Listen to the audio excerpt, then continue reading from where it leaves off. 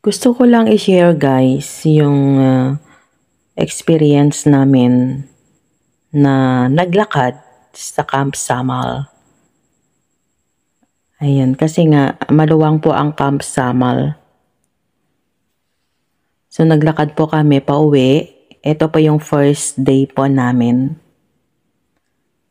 ng paglalakad pauwi po doon sa tinuluyan po namin na hotel. Ayan, masaya namang maglakad actually. Nakaka-enjoy kasi maganda naman ang paligid. Sinadya talaga naming maglakad para makita namin yung dadaanan namin. Parang maglilibot na rin, ganan. Ayan, so yan nga po, kung makikita po ninyo, halos napaligiran po yan ng puno. Marami pong mga puno. Pero ang kagandahan lamang po niyan, lahat po ng daanan ay sementado. Ayan, so walang kahirap-hirap. Kahit napakalayo ang pupuntahan, ang uuwian, okay lang kasi sementado. Ayan. So yan yung mga araw-araw, may mga araw-araw siya kung saan pupunta, itinuturo kung saan banda yung location na pupuntahan. Ayan. So yan po yung paligid. Makikita po ninyo yung paligid. Ayan. So yan ang mga kasama kong mga teachers, ang sipag ding mga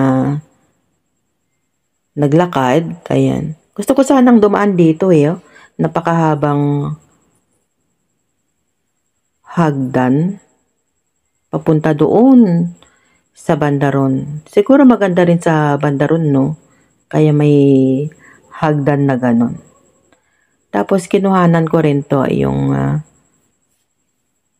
mga puno na may mga bato na puti. Ayan.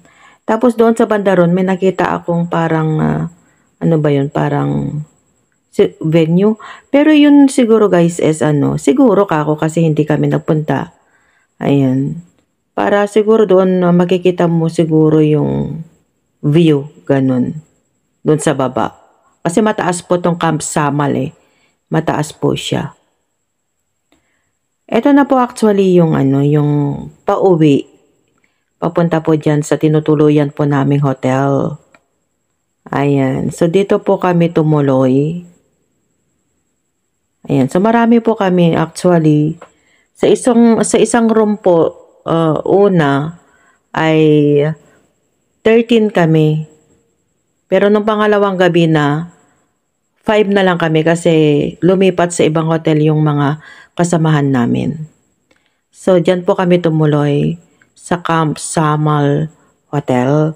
Ayan. So sa isang room marami kami actually. Kapag may mag-camp po dito sa Camp Samal, so may mga available na hotels po sila. Actually marami pong hotel ang Camp Samal. Ayan, so dito po kami tumuloy.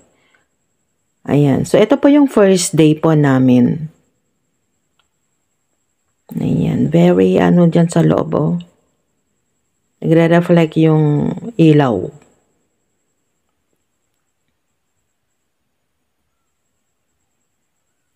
Yan, so actually maraming mga tumuloy po dito. Yan, so yan po yung paligid niya. Yan na yan yung mga kasama kong mga teachers. Ka-roommates ko din po sila. Ayan, mga kasama ko galing po dito sa San Agustin. Yan, paakyat na kami dyan. Ayan, naakyat tayo. Tapos, nandito na kami actually, kaya lang wala kaming susi. Ang susi ay hawak ng mga kasamahan namin na iba na hindi pa sila dumating. Ayan, so ang ginawa namin ay naupo muna kami dito sa may parang salas niya dito. Ayan, so dito muna kami naupo while waiting for the key. Ayan, habang hinihintay po namin yung susi. Ayan.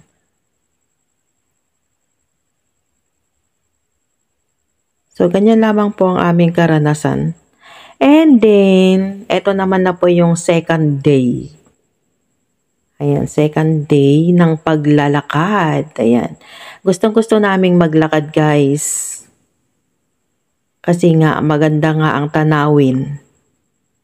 Ayan, nakaka-refresh lang yung mga puno na makikita mo. Ayan, mga puno na makikita mo sa paligid na ang ganda-ganda. So, yan yung makasamahan ko na mga teachers. Ayan, mga nahihiya pa sila sa cam yata. Ayan, nako naman, napipilitan lang sila. Ayan, hindi sila sanay na nag-vlog. Ang kasama nila is isang vlogger. Di ba guys, ang ganda-ganda. Mahilig din ba kayo sa ganyan, guys? Ako, nature lover talaga ako Kaya, kapag may makita akong mga ganyan, bini-video ko talaga, i-content ko talaga. Diba? Kasi nandito lang tayo sa Kabihasnan. Ayan. May mga puno, pero hindi kasing ganda ng kapaligiran na ganito. Actually, ganito nga din yung pangarap natin, guys, balang araw. Ecotourism Park. Ayan, ang ganda-ganda, diba? Ayan, so ganito lang ang gusto kong buhay, guys. Ayan. Simpleng buhay. Diba? Ang saya-saya. Kapag nature lover ka, nare-refresh ka kapag nakakakita ka ng mga puno, ng mga ilog, basta't mga natural resources. Diba? Ayan. At that time, medyo hapon na siya Kaya kung makikita ninyo, yung reflect ng araw is sunset na. Ayan.